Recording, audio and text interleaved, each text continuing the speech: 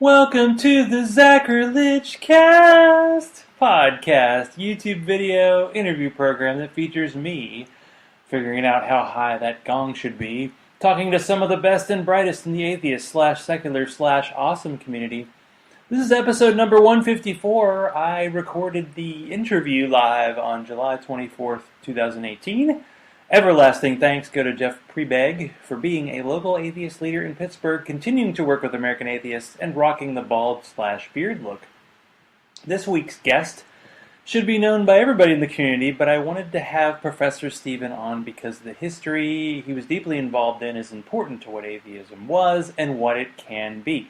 Atheists on Air was one of the must-listen podcasts when I first became aware of what a podcast was. It was funny, it was angry, it made me think, and Cash seemed like the kind of tireless leader who didn't want to be a leader but had the equipment, which is pretty much the bar you have to jump over to do a podcast. And with that, intermission music. Welcome to the Zachrilege Cast, Professor Stephen, and we have kind of Professor Stephen coming to us from the past in glorious black and white. If you're not watching this in video, you're missing out. I'm just saying. Hey, how's it going? It's going good. I know you're a science-ish guy, so I grabbed a beer called Gravitational Wave, although the reflection's kind of bad. Russian Imperial Stout, brewed with smoked cocoa nibs and raspberries. That sounds delicious and also a great name, since we've just basically recently gotten some good evidence that such things as gravitational waves exist. So well, that's good. I'm sure that this does, in fact, exist. Yeah, it seems to, yeah. The "Are you there" joke. But as we like to start out, well, it depends on the guest, but definitely in this case, it fits. We're going to do some out-of-context quotes from Professor Stephen back in the Atheists on Air days, and if you don't know what Atheists on Air are, well, you're missing out, and you're going to find out. So here we go. Someone's shitting their pants. The gays causing tungsten to fall apart. We use letters from the alphabet. And the last one, atoms are sexist. They are, yeah. They don't like anything that's different from them. They like things that are similar. Yeah. So I originally met Professor Stephen at the second ReasonCon, because that was the first one I went to.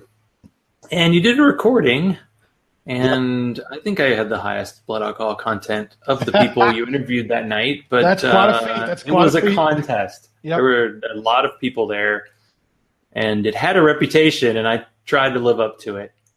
You did. But I wanted to know, diving into the Professor Stephen past, what was your own religious background growing up?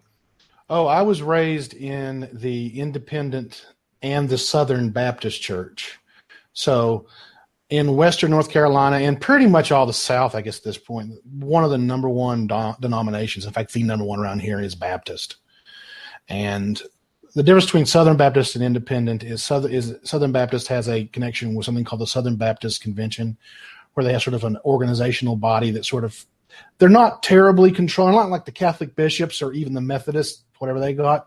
They're sort of a loose association that sort of comes up with ideas and literature and stuff. And Independent Baptists are the ones that are so contrary, they don't want those people telling them what to do. And so they're a completely isolated church, but they basically have the same doctrines. They're biblical literalists, salvation through faith, and God hates fags, basically. Those are your big your big flags that they plant. And I grew up in that church. So basically fundamentalist Christian asshole church. Well, what came first, you deciding that you didn't believe in that, or your amazing fashion sense? Actually, my amazing fashion sense. I sometimes would dress like this for church. And in the small independent Baptist churches around here, often the only person in the church with a suit on would be the preacher. And so I would sort of stick out like a sore thumb. In fact, I had a one visiting evangelist who was a very judgmental, sour sort of person who just went around just hating on anybody that wasn't exactly like he thought they should be. Saw me wearing I believe I was wearing a purple double-breasted suit coat with navy blue pants with a green check and a bow tie. I can't remember what the bow tie looked like. I think it was blue. And he just stared at me like I had walked into church buck naked with a frog on my head. Like he just gave me this scowl of who the fuck are you to be different from the way that we are? You know, it was real. Like I'm the preacher. I'm the only one supposed to wear flashy suits. It was really weird. Yeah, I was guessing a lot of people. I don't know. I hear the theory about people wear their Sunday best. Mm-hmm. But for some people, their Sunday best isn't that great, and maybe that's an advantage that the preacher will have. Is that what the official term was? I mean, it seems like each denomination has its own for their spiritual leader. Yeah, we would call him preacher or pastor. Pastor was often used. Pastor meaning something along the lines of shepherd. You know, the Christian propensity for calling themselves sheep, which cracks me up.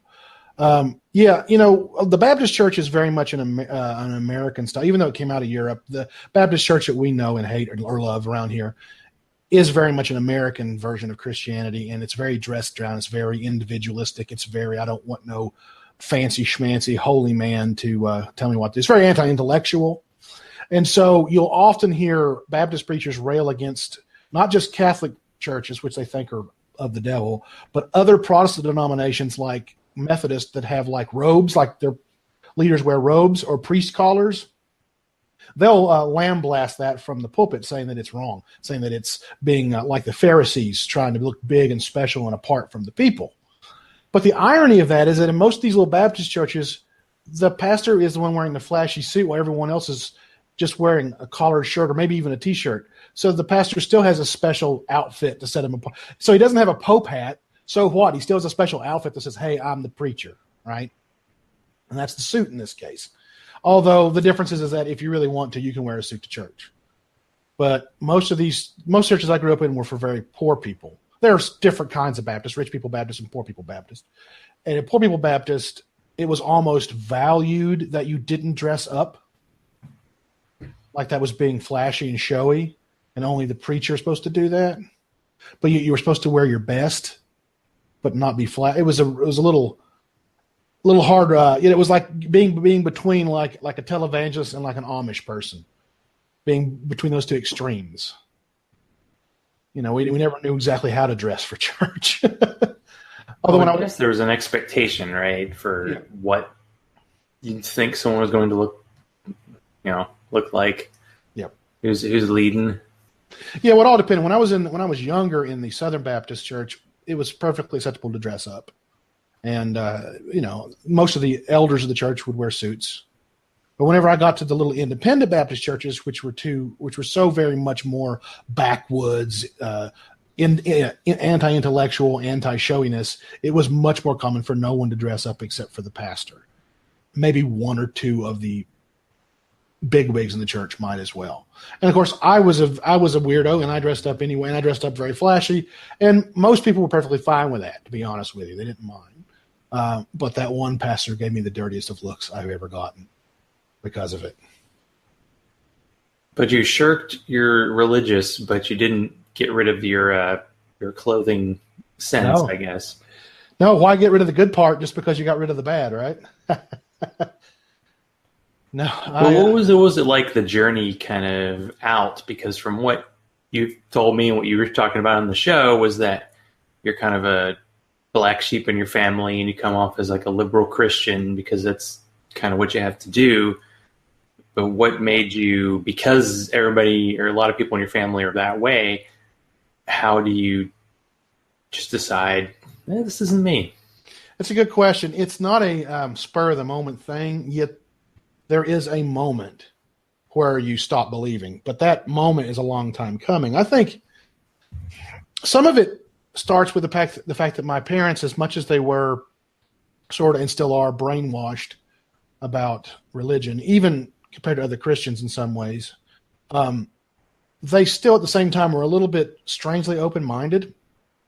And I guess part of that sort of got taught to me by accident, not meaning to. I guess they were a little more open-minded about subjects like that. They were humble in a way like that most Christians aren't. Like they wouldn't assume that they were right about everything. They would, seek out the opinions of other people and experts and things like that. And so even though I was brought up to be a hardline Baptist, there was a tinge there of being a more humble intellectual person.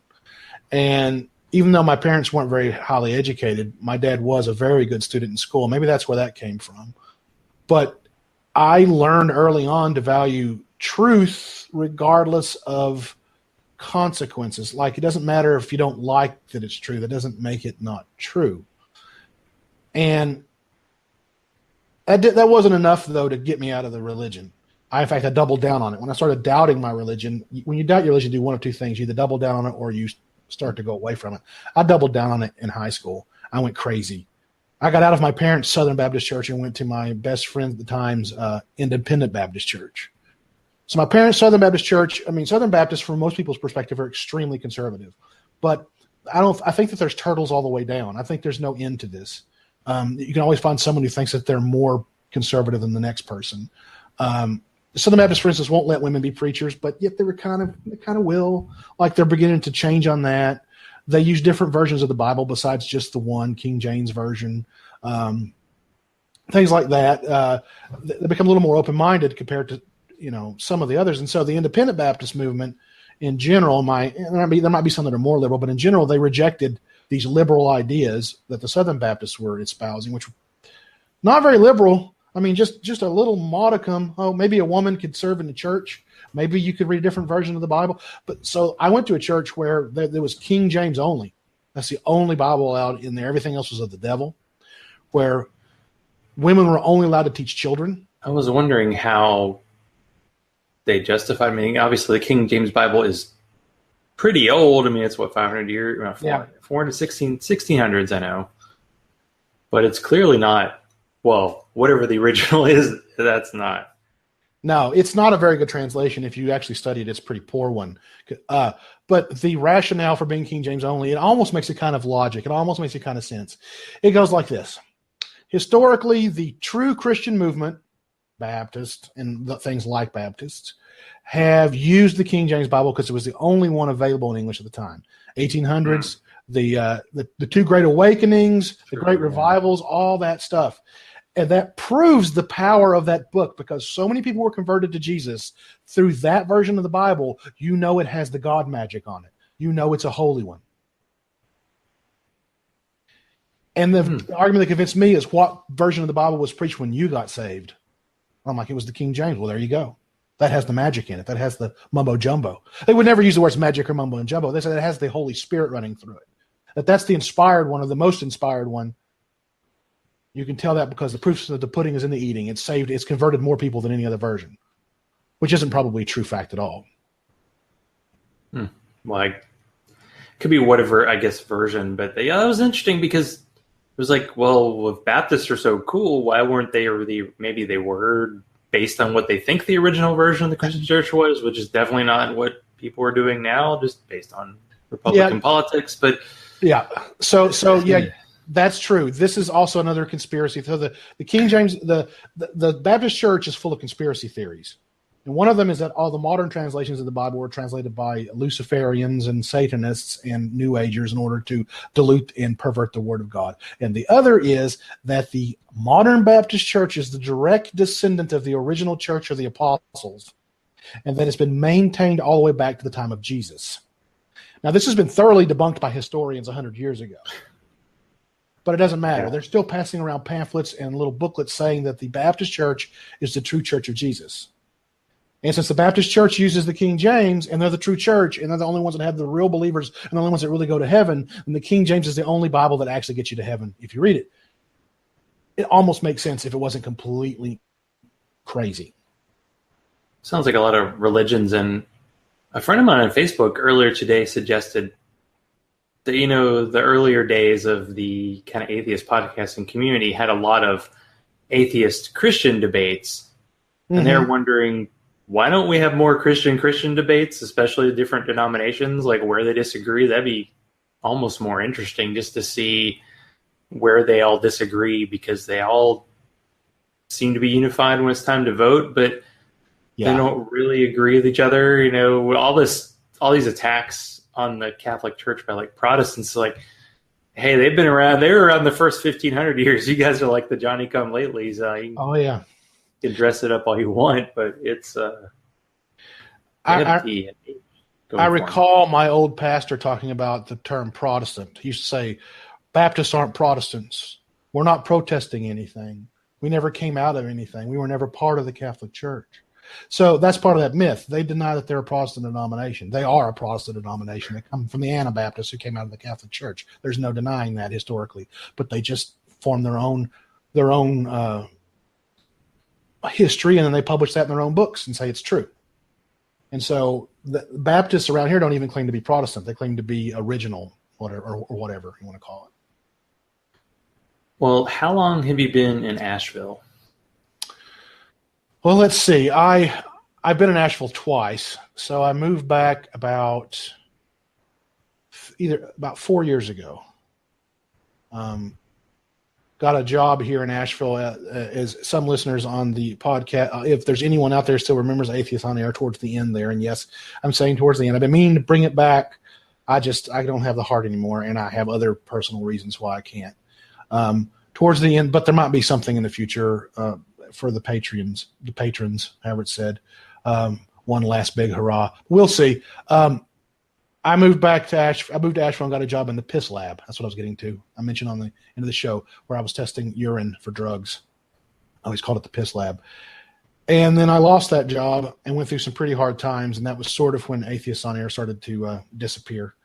I just didn't have the stomach for it anymore. Didn't have the time for it. Didn't have the mental. I was mentally exhausted. And then I got another job here in the Asheville area. And now I'm working testing drugs. But not in people. Testing drugs have been made for going into people. And been doing that for about 3 years now. Well, how did you get into science? I mean, you did talk initially about your dad kind of being pro-education. Yeah, my mother was also a school secretary. Yeah, my mother was also a school secretary, and so she was very much pro-education as well, which was different from most people in our church, although they still believed that the earth was 6,000 years old and that evolution was a lie. Although they didn't double down on that. I mean, they always believed evolution wasn't true, because that's what you do whenever you're a Baptist in North Carolina. But they never really, when it come to the age of the earth, they were like, oh, we don't know. There's just some things we don't know. So they were a little bit more open-minded than most. But yeah, they valued education, and I found that I had an aptitude for, I had a higher than average IQ. I was good at figuring things out. And so I enjoyed solving puzzles, so to speak. And math bored me a little bit, though, to be honest with you, because there's a lot of memorization in the math class, and I didn't like memorizing things. I never have. And that's actually held me back a little bit in my career. But I always like solving problems. And then I started watching movies and television shows, and I like the aesthetic of a scientist, even though most of it's bullshit. But I like I like the glassware and the white lab coat, and they're usually depicted as eccentric and a little bit nutty, but I kind of thought that was cool. I always liked scientist heroes. There are a lot of scientist villains, but I always like scientist heroes and things. There's not a lot of them, but there are a few. And I always I want to be that guy. That's like the closest thing you can be to a wizard in the real world. And so I, unlike most people, decided I wanted to be a scientist at a very, very early age and started looking into it. And I realized that chemistry is the one that fascinated me the most because you made things with it and you mix things in boiling flasks and all. Turns out most of that stuff's not the way it actually really is, but I started to pursue it and just continued to pursue it until here I am. I'm doing chemistry. But I'm not making stuff. I'm analyzing things because it turns out I'm better at teasing things apart than I am at putting them together. So you're all about the destruction. Yep. You did talk in an episode, and this is when you had Aaron Raw on Atheists on Air. Applause, everybody. Applause. There you go. Applause is over. Okay.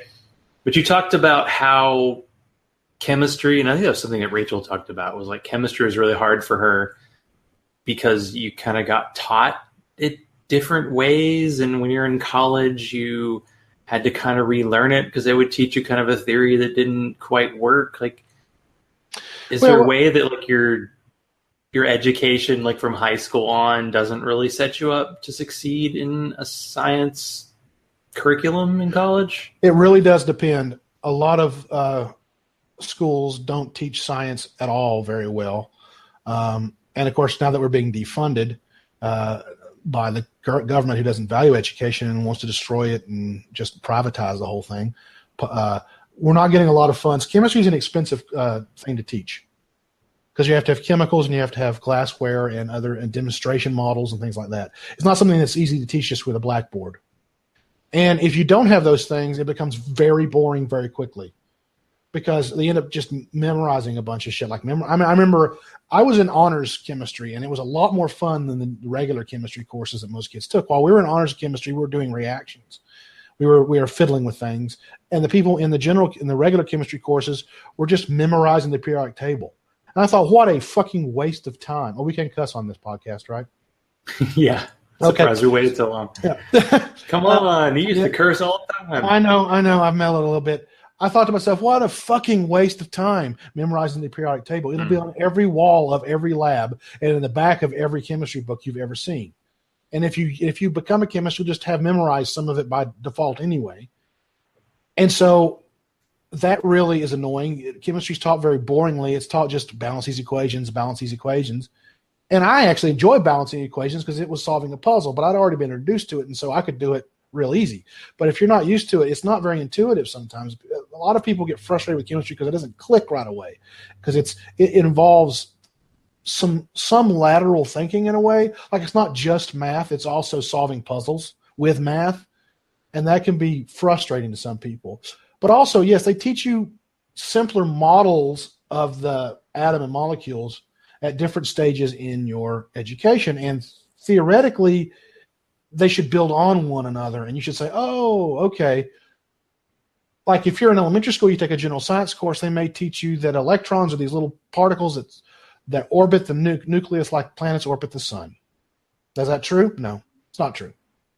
And I don't know. It's just true of all sciences, by the way, especially the physical ones. You don't just teach kids relativity and quantum theory either. You teach them Newtonian mechanics, and Newtonian mechanics isn't correct either. But it's an approximation, and you have to build on that approximation. So do electrons spin around the nucleus like planets orbit the Earth? No, they don't. But for a little kid, that's good enough to start out with. But making it clear that this is just an approximation and there's a lot more to it, and maybe this isn't exactly true. Maybe they don't get that across, and so when they find out later that no, electrons are more like waves that are doing their wave motion in a sphere around the atom, that might bother them a little bit. But I was told they were particles. Well, no, they're more like waves. They're more like they vibrate. And then whenever they find out, well, they're not really either one. They're kind of both. They kind of act like both. And in actuality, they don't really orbit. They have energy levels, and those energy levels are discrete, and they have quantum leaps between them, and they're actually made out of probability distributions. And but you can't. How are you going to teach a 12-year-old about probability distributions? I don't even completely understand them. Right? So you have to build on it. You have to start out with simpler explanations, and then build on them. And I think you'll find that true in most sciences, biology and physics at least, right? Like you could talk about how the cell in the human body is the simplest piece of a human that is that type of tissue. But whenever you say that, you haven't talked about all the organelles and things inside the cell that do things. And, biology is a little more discrete than chemistry and physics, I admit. But both chemistry and physics, you have to start out with simpler models. In fact, most synthetic organic chemists use models for their reactions, for how chemicals interact, that are not actually true. They're just more simplistic ones that are easier to use that usually work. So they're practical. And when they don't work, then they say, oh, it didn't work. We got to go use the fancier one. You should just start at a lower level and then kind of build on that. Yeah, kind of like you learn, like you don't go, when you want to talk about how a car accelerates, you don't go straight on to relativity. You don't start talking about time and space and how speed causes time dilation and all this, because whenever you're at these low speeds, it doesn't matter. That stuff's not really that important. We can just talk about Newtonian physics, about force and acceleration. But Newton was wrong. Like we can talk about gravity. We can calculate the force of gravity, but gravity's not a force. Einstein's shown that gravity is the bending of space-time.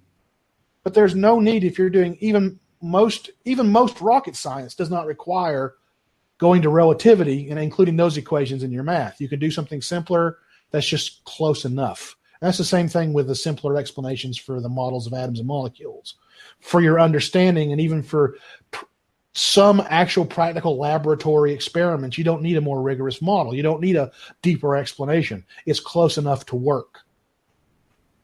But it's hard to get that across to kids that what they're learning isn't true, but it still kind of is, right? I don't even know if I've gotten it across here exactly how important these simplified models are. That's true. I mean, I can't compare it to religion. I just got a random question out of left field since you are you enjoy your TV scientists. Yeah. You've definitely gotten this question if you haven't even watched this show. But if you tell somebody that you just meet that you do chemistry for a living, do they immediately ask you if you could do what Walter White did in Breaking Bad and become a drug kingpin? Yes. Can you? Yes. And the answer, of course, is I can't tell you enough to kill you, right? No, the answer is no, I couldn't, because my specialty is analytical chemistry. I could tell you how pure that meth was. I could sure tell you how pure it was. Okay. And it wouldn't be as simple as in the show. Yeah. But I can't make it. Now, sure, I can find a recipe online. I've got enough background in chemistry, even though synthetic chemistry is not my forte. I did take it. I did do it.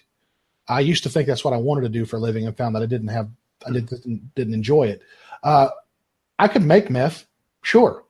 If I could get the starting materials, I have no idea how to get those. I could bumble through it and not probably. You said you had a cold today. You get started. Just go to a bunch of different stores and buy Sudafed. Sudafed, yeah. I mean, maybe one day just for the hell of it, I'll try. Excuse me. No, that's not a good idea. No. Yeah, I mean, I've synthesized things before in my parents' basement in the kitchen. Not drugs, just chemicals, and I could do that, but. On the scale of Walter White, no. Okay, well, there's some unrealistic things in that show, but you don't say.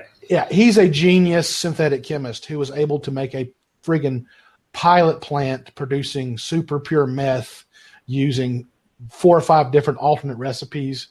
No, I couldn't do that. I don't have the skill to do that. Walter White, the fictional character, has the skill to do that. But yeah, I could make meth or acid or any of that crap if I really wanted to, but not easily. It would take a lot of me getting the books out and relearning a lot of chemistry and then trying to find ingredients. So, yeah, sorry. I know it was probably funny. Yeah, people ask me that shit all the time. Pisses me off. That's the short answer. Yeah, but see, the Walter White character, he had the hat, Yeah. It's a pork pie you already have the outfit. I have a pork pie hat. Yeah, well, of course you do. Yeah. You probably have one for the winter and the summer, right? You can't wear white, I think. I forget. After Labor Day. Well, we've done all this science talk. We haven't even gotten really to atheists on air. We want to talk about this because I feel like people don't know where they came from if you do an atheist podcast. Like, I'm sure a lot of people do podcasts now don't even know the show existed. And if they do, they barely have heard of it. Because it's a show that was on a few years ago, but it was really influential. And you get to switch. So take the chemist hat off and put the historian hat on. So the original episode of Atheist on Air was October 20th, 2013, and it was Cash and Jen, who I believe was also known as Love, and someone known as the Tank, who I don't know who that was. So how did you get introduced to the show? Well, I knew both Cash and Jen from the local atheist community. In fact, Cash and I were in a local atheist meetup together. In fact, I was friends with him. I was there. Actually, I was at a meetup of the Asheville Skeptics whenever he said he wanted to start a podcast. And he said, is any of you smart guys interested in being on it? Because a lot of these guys are science nerds. And most of them were like, you're never going to do anything. You're never going to start a podcast. He's talking. And I said, sure, that sounds freaking great. I'd love to be on it. And said, you want me to just do like a segment? Like I'll come in and I'll be like Professor Steven, and I'll talk about snake oil, or he's like, yeah, the snake oil woo woo. I was like, that sounds good. I'd love to do. Wow. A star was born. A star was born, exactly. And it turned out he lived near me, so he'd done a couple of episodes, and he's like, hey, do you still want to be on the show? I'm like, yeah, I still want to be on the show. So I would come in while they were recording and just sort of slide in to the desk there. He recorded in a little outbuilding. And wait for my turn, and then do a little snake oil segment for him. And that was pretty fun. I had to do a bit of research. I learned some biology I didn't know. And then, alas, stuff happened, and there was a falling out between Cash and Jen.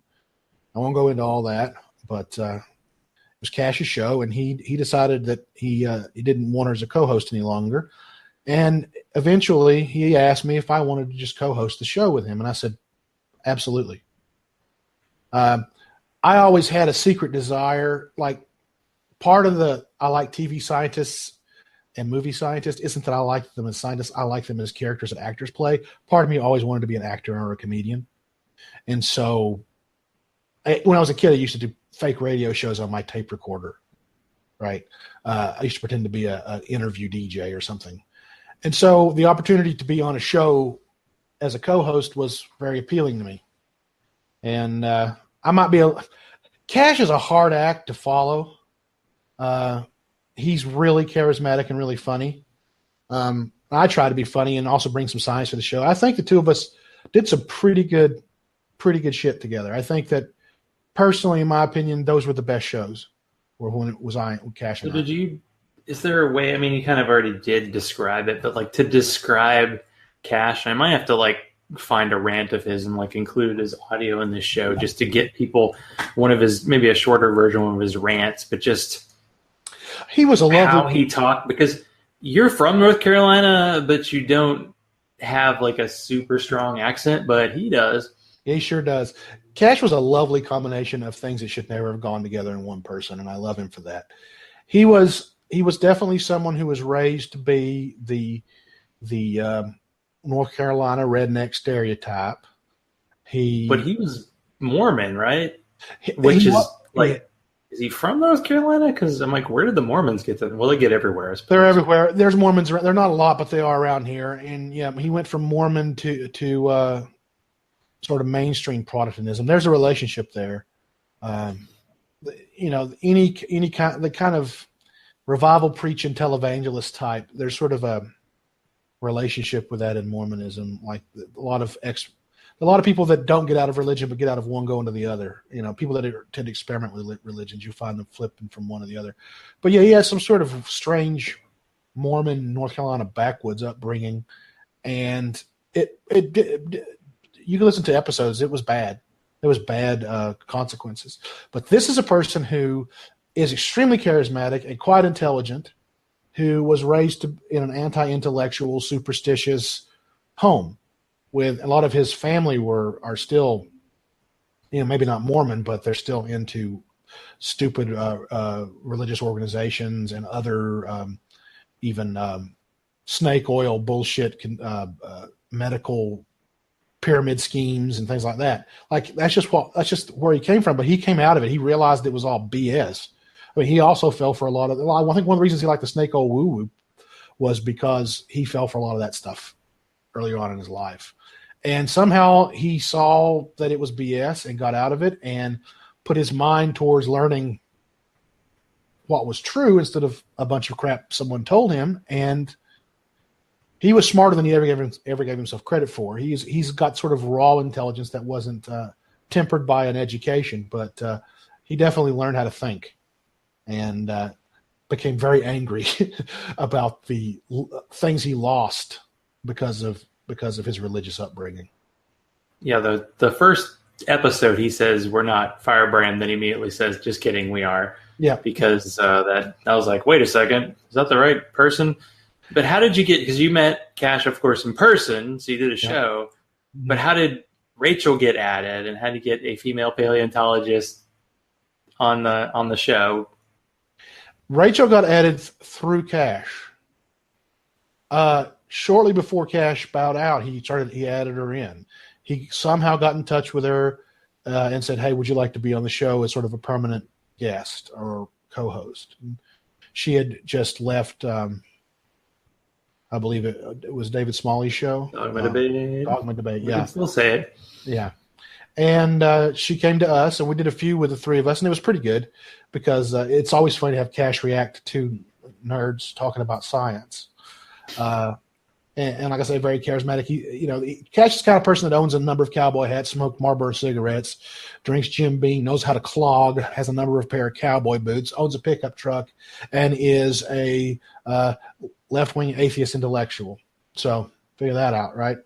and his sort of anti-religious or anti-theist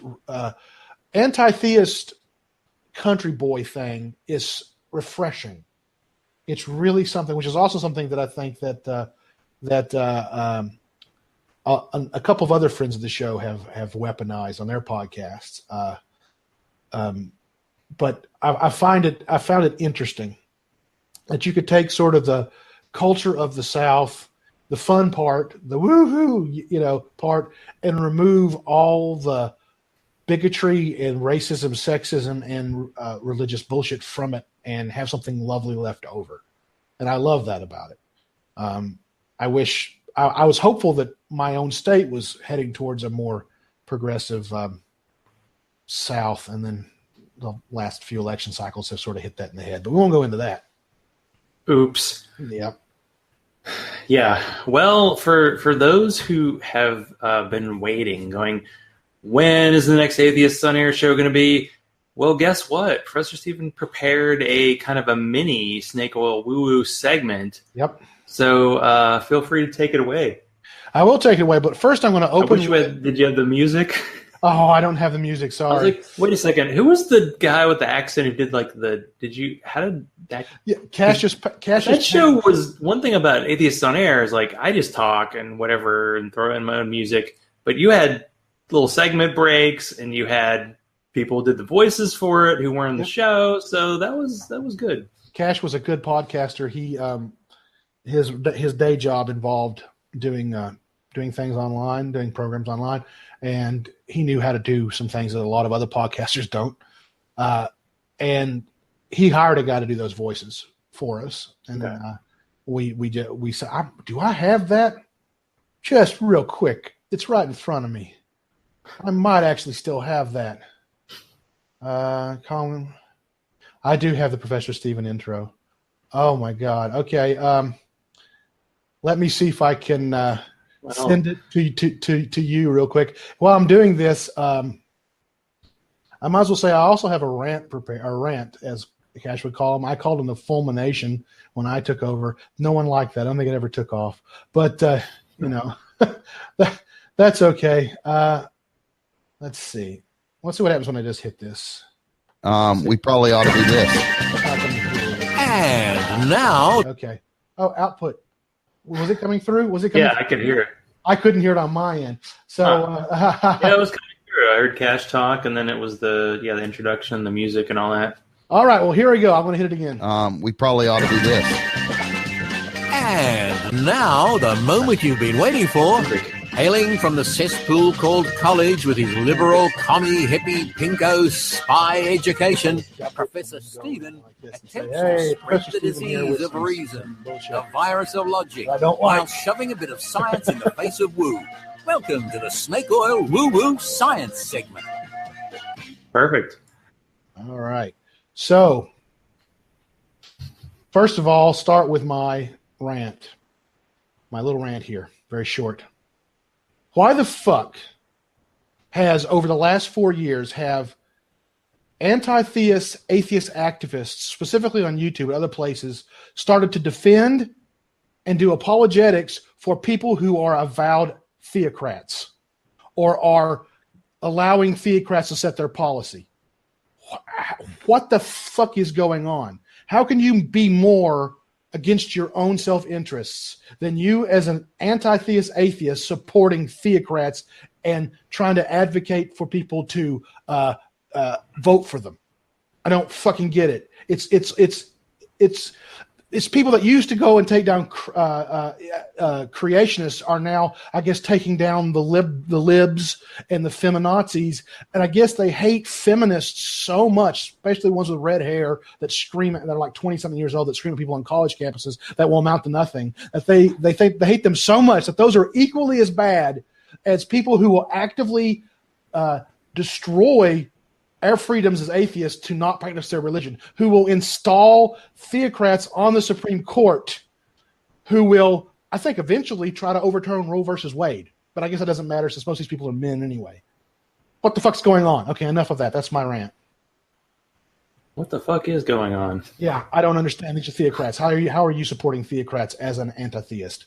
What the fuck? Anyway, that's since the last episode of the show. This is what's been bothering me more than anything. I'm not even mad at Christians as much anymore as I am at our own community. I'm wondering if I might have to bring on Professor Steven for like a monthly rant. I feel like rants, you might have something to get off your chest. We'll talk about that, but that was good. That was good. I like that. Good energy. Right. Okay, so here's my snake oil woo-woo. So we're going to talk about a little thing called vitamin B17. Okay.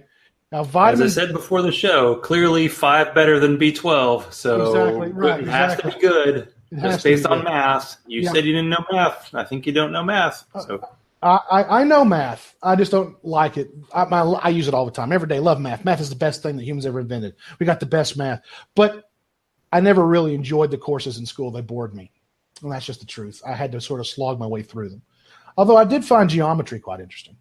Anyway, so vitamin B17 is a particular chemical or mixture of chemicals, not really sure, that's being sold by a lot of people as a cure for cancer, as either a cure for all cancer or a preventative measure for cancer. Now, what is vitamin B17? Well, you'll find that they promote that it is found in the pits of various fruits, apricots being the most prominent one, apple seeds, bitter almonds, and other fruit pits and stones. And they say, so they tell you got to eat like so many apricot seeds a day, and it'll cure you of your cancer or prevent you ever getting it. And I was first introduced to this particular bit of snake oil when I was quite young, and until I started researching again, I'd forgotten. My uncle had prostate cancer, and he started planting fruit trees in his yard. He spent a lot of money on apricot trees because he'd heard that apricot pits can make cancer go away, can make it die off and go into remission. And he started eating apricot seeds. Now, I don't know. I wasn't that close to he was actually my great uncle, not my uncle. Wasn't that close to him. I don't know if he did this in lieu of getting actual medicine. I don't know that, but I suspect maybe. Even so, he wasted a lot of money planting apricot trees in his yard, which are now, I think, all dead. B17, what is this? Well, they make out like it's a vitamin, B17, after you heard of the other vitamins, B12, B6, all those. It's not a vitamin. That's just a lie. Okay, the actual chemical is called amygdalin.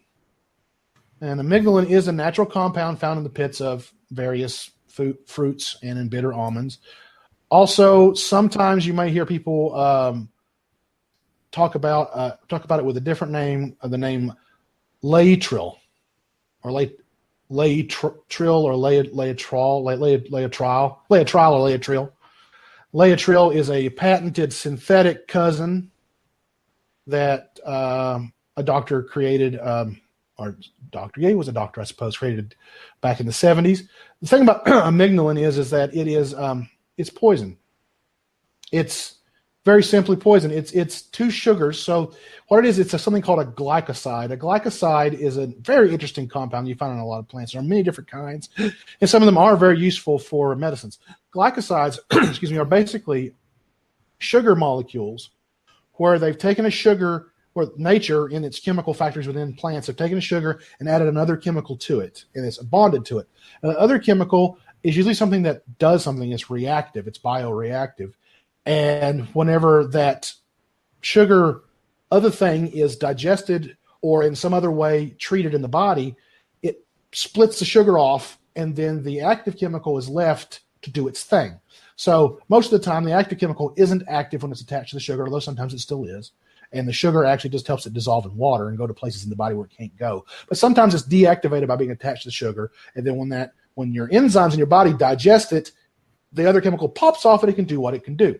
Well, that's what amygdalin is. It's two sugars. It's two glucose sugars attached to each other, then attached to a chemical compound that's got a benzene ring and a carbon triple bonded to a nitrogen. Well, whenever you digest this, it cuts off the sugars and turns those into glucose, and it's perfectly fine. That part's perfectly fine. It turns it into glucose and digests it, and then the other part pops off, and the other part spontaneously decomposes.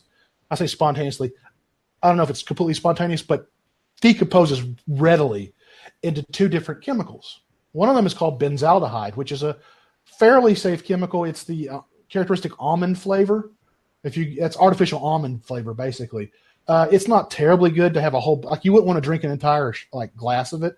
It would probably make you sick, but a little bit of it doesn't hurt you. So that's not really a problem either. The problem is the other compound that it pops off and turns into is cyanide. Just cyanide. Just hydrogen cyanide like we used to use in executions and to gas people in the war. And so you don't want to eat amygdalin. You've probably heard that if you eat apple seeds, you can get cyanide poisoning. I know that's pretty common knowledge. There's even a G.I. Joe episode where they had a blob, like the blob kind of blob that was eating everything, and they killed it by having it eat an entire grove of apple trees. And the cyanide in the pits, the apple seeds killed it. But anyway, that's neither here nor there. It produces cyanide. So the original idea when this stuff was originally created back in the 1800s was that maybe it could fight cancer. Maybe it would get into cancer cells and release its cyanide and kill the cancer cells, which is not a bad idea. I mean, that's not a stupid idea when they first discovered it. Why not? It might. So what do we do when we're scientists? We test things, right? So we tested it, and we found that it doesn't go to cancer cells and release its cyanide. It goes to all the cells and releases the cyanide. So the myth that was perpetuated, the belief was that there was an enzyme in cancer cells that was in a high concentration, that was in a very low concentration in the rest of the body, and that this enzyme would cause the cyanides to be produced to a greater degree in cancer cells than in the rest of the body. Well, it turns out that's just not true. I won't go into all the chemistry, but these enzymes exist in all the cells. The problem that when you want a chemotherapy drug that attacks cancer cells, you want it to attack the cancer cells more than the rest of the cells in the body. Ideally, you'd want something that only attacks cancer cells, but we've never developed that. So when you have chemotherapy, basically you take poison, but the poison is more poisonous to cancer than it is to the rest of your body, and the hope is that the cancer will die out before you do. It's terrible, but it works sometimes. It has cured people of their cancer or made them go into remission for the rest of their lives even. This is not one of those things. This is not preferentially poison cancer. It poisons your entire body.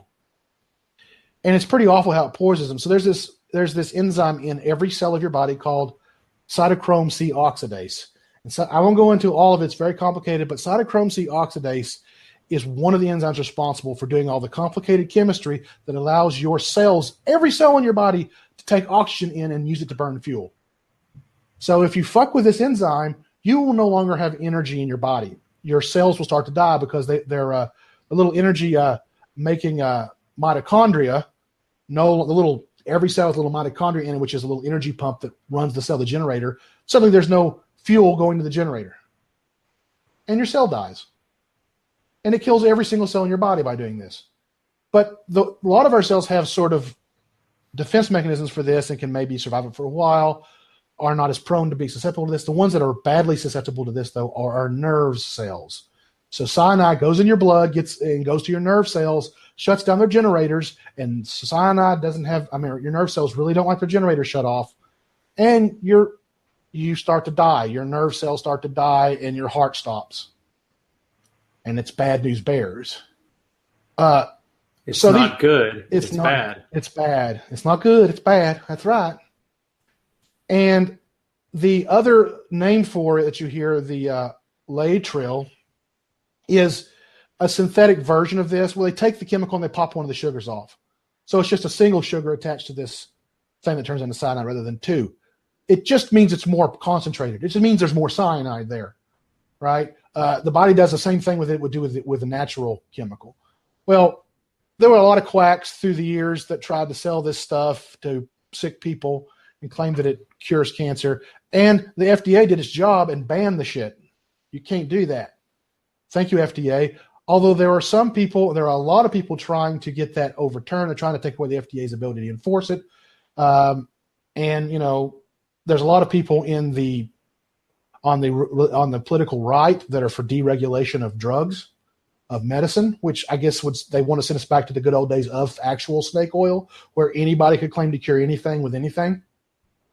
The most recent thing I noticed is that there's something called the Right to Try bill that President Trump just passed that lets sick patients bypass the FDA for unproven treatments if they're terminal. Yeah, I heard a lot of like woohoo to that, and in a lot of cases, it's a lot of woohoo hope leading to woo woo.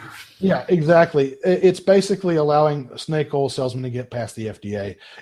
We already have laws about right to try. We already had those on the books, but the FDA had to review them to keep parasites from bleeding the funds of people that have cancer in their lives or other diseases. This is to get around that oversight, basically. And while maybe 99% of or 95% of drugs that even get past stage 1 end up not working. Like stage 1, I have to explain all that. 95% of drugs that get manufactured out there, new drugs, don't end up working. So you're really more than likely going to try stuff that doesn't work than you are that is going to work. It's because stuff that it does work tends to be pushed through a little quicker than stuff that kind of doesn't. And even then, the stuff that does work may have such terrible side effects that it ends up not being worth doing anyway. So you've got maybe a 1 in 100 chance that the drug will do anything at all good, and a good chance it'll do bad things to you. So when you're dying, why not take the crapshoot? Why not roll? Why not, if you got a gun, one bullet will kill you and another bullet will save you, and you're dying of cancer anyway, you might as well spin the revolver and pull the trigger. But in this case, it's not doing anything except for taking away a layer of protection for people who are desperate. This isn't going to improve anything. People are going to desperately seek out cures that probably won't work in the hopes that they'll miraculously come up with one that will. And I haven't heard of anybody. There's probably been a case where this has actually worked, where someone did an experimental drug and it exactly worked. But the FDA normally looks and says, oh, there's promise to this thing. We recommend you do take this. It might work. As opposed to, this is complete bullshit. You shouldn't do this and waste your money. Go look somewhere else. They're getting rid of that oversight, basically. And that's not good. There's nothing good about that. It's not going to help people. It's not going to increase their chances of getting cured. It's going to decrease them. And, of course, when it comes to any of this snake oil sold to cancer patients, the fact is there's a recent study that was just done that shows that people who rely on alternative medicine, what they call alternative, which isn't alternative because it's not medicine, alternative and wooey medicine like this, this is not so much woo as some of the other things like homeopathy, but people who rely on that are more likely to die of cancer. It's just a fact. I think it was, I don't remember the exact numbers, but significantly more likely to die of cancer. Only because they stop using the treatments that actually work. And one of the reasons why, and that speaks to one of the reasons why the thing got banned by the FDA for being sold in America, there was a child who had, there was a child who had cancer who actually was going to, I've lost my tab. It's happened every time on the show too. Always in a snake hole. I would always lose where I was. Some kind of technical issue during the show. You get nostalgia. Yeah, it's nostalgic. All right. Publicity. Let's see. Well, anyway, I can, off the top of my head, there was a child who was suffering from a very bad form of cancer. I think he was 10 years old. And his parents put him on chemotherapy, and it was working. It worked quite well for him. But then, for some reason, the parents were convinced that they needed to stop the chemotherapy and put the kids on this chemical instead. And the irony of all this is that if this chemical did work, it would be chemotherapy. That's what it would be. It would be a toxin that preferentially goes to cancer. Turns out it doesn't work. But once someone claims that something may work, you can never undo the belief in the gestalt of the human bullshit that covers the entire planet, that it does work. Like, you can't get rid of that idea. Like, as soon as someone claims something works, you can never get rid of that claim. Like, there's going to be some group of people that are going to say it works no matter what the evidence are. That's what happened here. It was just, this may work. It turns out it doesn't. Oh yeah, but it does. I refuse to believe that it doesn't, because my cancer cured up. That's a lot of it's always testimonials. My cancer got better. People go into spontaneous remission all the time. Also, what were you doing besides that drug at the time? It's cognitive bias. It's counting the hits and ignoring the misses, which happens a lot with cancer because misses are dead.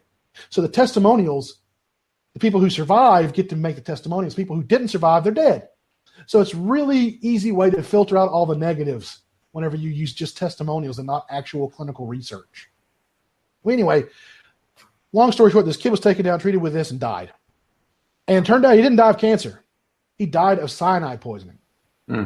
Although it's being covered up, and the doctor who treated him claims it was the cancer that killed him. But this was the impetus for the FDA to ban this mess.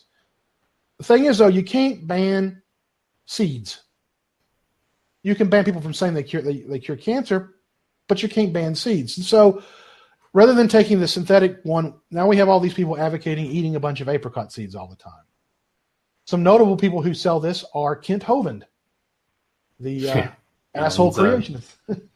Sounds familiar. Yeah, well, I mean, he's a crook in so many ways. You know, he might as well be a crook snake oil salesman while he's at it. He believes that the Bible says that God gave us all the herbs to cure all the diseases. You know, Did he appear in the show, or did you just like play his stuff and talk about it? Because I played his stuff because I wouldn't have the man on, man.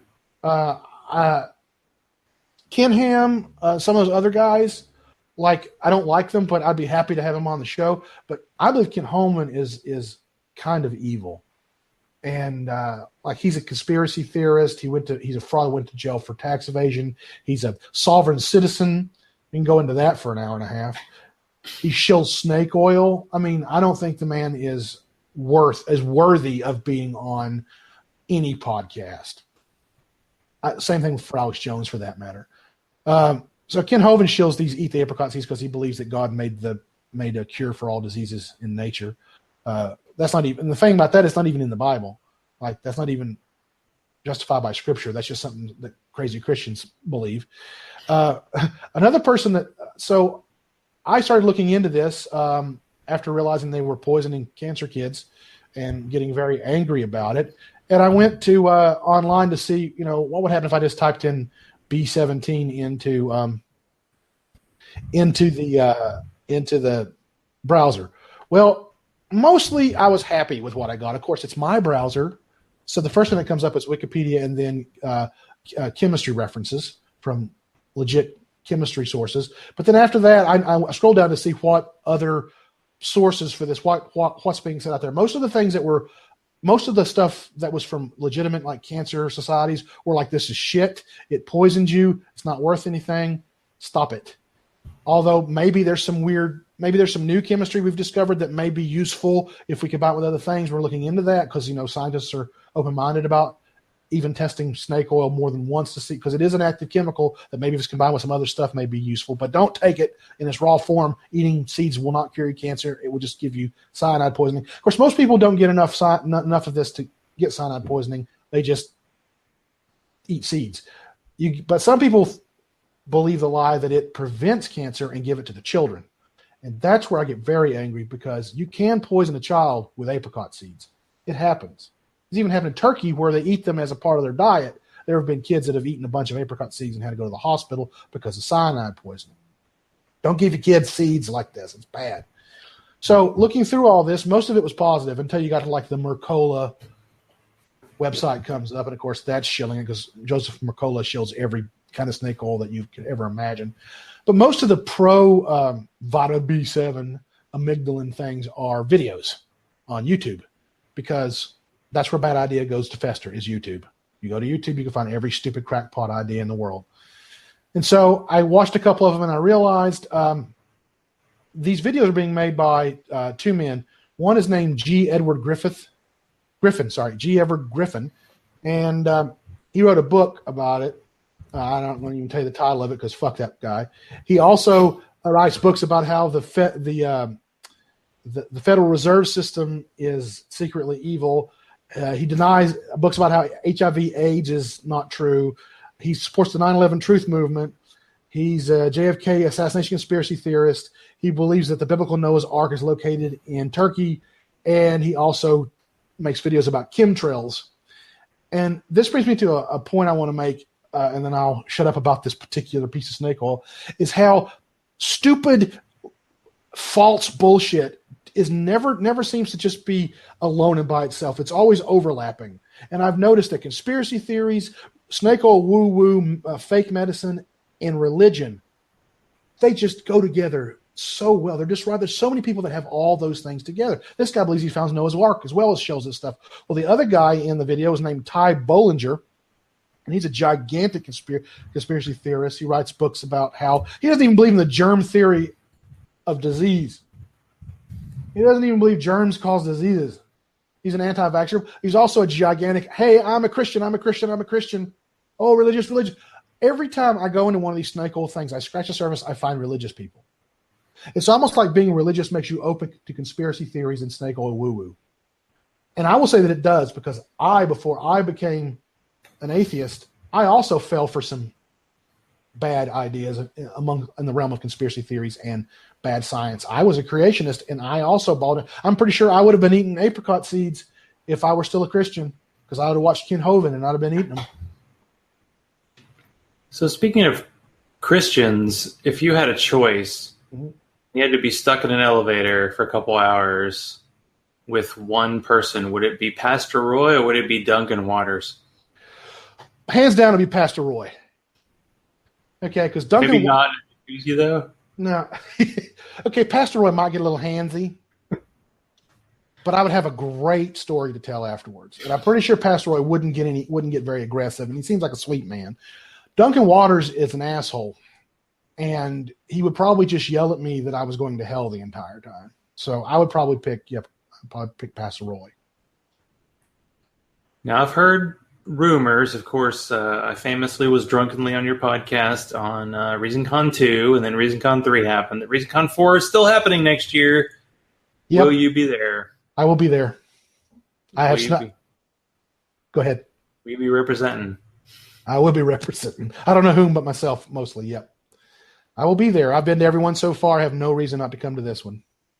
Now, you've made comments about, atheists on air, that there still is a missing episode of the show. Yes. Will this show ever surface? And is there a way for are people still supporting? Because I don't know if there's still a website out, if there's still ways for people to check out old episodes of the show, and I think what's going to happen with how are you going to get closure, man? Yeah, I've been struggling with Atheists on Air for a while, inside of my own mind and heart, if you will. I've been worried about it and worrying on it, and frankly, I don't have the time or the will to continue the show. I've been trying to convince myself to start it over again, and I've come to the conclusion I just can't do it. It's got to be done. But our website, our Facebook page, are old moldering wrecks that I need to either get rid of or fix. We still have a podcast feed with old episodes on it, although I'm pretty sure that not all the old ones are on there. Full disclosure, one of the reasons why Atheists on Air is over is, first of all, Cash will not be coming back. No one else is really willing to take it over that we would approve of. There have been a couple of coups that have been attempted by people of that would like those YouTube videos that I've been talking about. And frankly, I'm still in the closet with my atheism with a number of people, including my parents. I basically approach my parents as if I'm a very liberal Christian who is questioning the Bible. And I've gotten to think about a few things. But I cannot, they're in their late 70s, and it would destroy them if they found out I was a rabid atheist, anti-theist. In that podcast, I am not mincing words about how I feel. I think religion is terrible. I think Christianity is terrible. And if my parents hear some of the things I say on that, it would kill them. Well, my aunt found the show on YouTube. Whenever Cash, and this is funny because I'm on YouTube now, when Cash decided to do the YouTube feed, I was trepidatious because I was trying to keep my anonymity. I figured Professor Stephen was enough of hiding my name, even though my first name is really Stephen. A lot of people have that name. Maybe someone would recognize my voice and say maybe that's him, but they couldn't be for sure. But when he put the YouTube feed in, I was like, should I tell Cash that I don't want to do that? I thought, well, what's the chances that one of my Christian family or friends are going to see this? This is just a podcast that gets handed around to atheists and agnostics and stuff. Of course, also Christian apologists. So my aunt discovered the show and saw me on YouTube. And this is called a cascade of horrible things. I'm known back home as basically that I suck the devil's cock. I have friends that I supported, including one who was the one bisexual relative that other people kind of secretly hated on, who I supported, but she was also a devout Christian. And then she, unfriended me on Facebook and cut off all communications with me. I've lost some family and friends, but my parents never saw the show. My aunt was going to show it to them, and I had to take the Facebook down, or the YouTube down. And ever since that, every time I start to get the podcast together again, I get trepidatious. I get scared. I'm not in a place where I can do it right now. It's going to affect my life too much. What I will do, because we have patrons who have pledged money, and thank you for that. It helped a lot. I've actually accrued a little bit of debt trying to keep the old episodes on, but that's okay. I'll soak that. I want to get together a package. I want to get together, if I can. If I can cut out some time in my schedule to do this. I want to find all the episodes of it, both video, YouTube videos, and the audios, and I want to make them available to the Patreons as a package. So a private YouTube channel with all the YouTube videos and then all the audio for download, including the final missing episode. That's what I intend on doing now, and go out with a bang like that. Seems like a good bang, and I think one last bang we could use this episode is, I believe you have a joke. Oh, yes, I'm always full of humor. I have a joke. Here's my joke. There was a Catholic priest, a Baptist preacher, and an Orthodox Jewish rabbi who regularly met up to brag about their successes in their respective religious pursuits. One such meeting led to a debate about the best way to convert people to a religion. By the end of it, the three religious leaders had made a bet. Each one of them was going to go into the woods and find a bear and convert it to their religion. Each were confident that God was on their side and they could do it. The next day, they met up and went in three directions into the woods, only to return 4 hours later. Upon returning, the Catholic priest, with a pious look on his face, says, "I've seen a miracle. I've been part of a miracle. I have converted a bear cub to Catholicism. He's part of the Holy Roman Church now. I went into the woods. I found a bear cub all alone in the woods. I christened him in the name of the Lord, and then I gave him Holy Communion. He took the communion, and also part of my forefinger. But that's okay. You have to sacrifice in the service of the church." And the Baptist minister says, "Son, that's no way to convert people to the Lord. The way to convert people to the Lord is with the pure, unadulterated word of God, preached in the inspiration of the Holy Ghost. So that's why I went into the woods, and I went down by the river, and I found a bear, not some child bear, not some little child. You have to get him young, brother. You have to get him young. I know. But I found an adult bear. And that bear was steeped in sin and shame from his life of debauchery. And I preached the word of God to that bear. And not only through the Roman road, but I was on the chapter about Adam and Eve whenever that bear went and spontaneously baptized himself in the river. And he's now converted to Christianity." And then they turn around and there comes the rabbi. And he's just covered in head to toe with bandages. He's just bleeding. He's in terrible shape. And he looks at him and says, "Maybe I shouldn't have started with circumcision." Yep. That's not the way to go. No. Go soft and go strong after that. Well, I hope you enjoyed that joke. So as someone who's kind of semi-anonymous, is there a way for people to reach you? I've not said your last name because I don't know if you want that included. That's totally up to you. If you want to just be Professor Stephen, people will be able to find atheists on air otherwise. That's fine. Yeah, you can still find Professor Stephen on my Facebook Professor Stephen page. I don't check it very often, but if you leave a message, I'll see that, and I can get in touch. I'm going to start building some stuff up. I want to start, for the big bang at the end of Atheists on Air. But right now, I'm kind of semi-incognito. But yeah, Facebook Professor Stephen. I'm still there. But what about this other show of yours that's coming up? Oh, well, let's see. This will be the first announcement of this. Haven't talked about this yet, yeah. No, don't feel betrayed, Atheists on Air listeners. This is not another atheist show. My podcasting experience has left me with the equipment and the ability to do a podcast. And my friends, two of my friends are very interested in doing one. It's going to be light. It's not going to be an atheist podcast. It's going to be a food food, cigars, and alcoholic beverage podcast. We're calling it Three Fat Guys Talk About Food because my two other friends are also overweight. And basically, we're going to go to restaurants in the Asheville area and the surrounding counties, have a nice meal, come back, pour a drink, light up a cigar, and sit down and talk about the meal, the cigar, and the drink. We're going to describe it in detail, give our thumbs up, thumbs down on all three, tell a few jokes. And if it gets political or religious, both my friends are also atheists. That will happen spontaneously, but this is a very off-the-cuff, low-key, just for fun podcast. And if no one listens to it, fine. We're doing it for our own fun anyway. Although we do hope you will listen. You should definitely listen. And I got mad at fellow ReasonCon attendees last time because I thought we did a Friday to Sunday thing, and then people started showing up on Thursday. And I was like, if ReasonCon happens next year, I almost want to go to like Asheville like on Wednesday and be in Asheville for a couple days and then go to Hickory, North Carolina. That sounds like a good idea. Because Asheville's pretty good. Lots of breweries, lots of good restaurants. They have this river thing.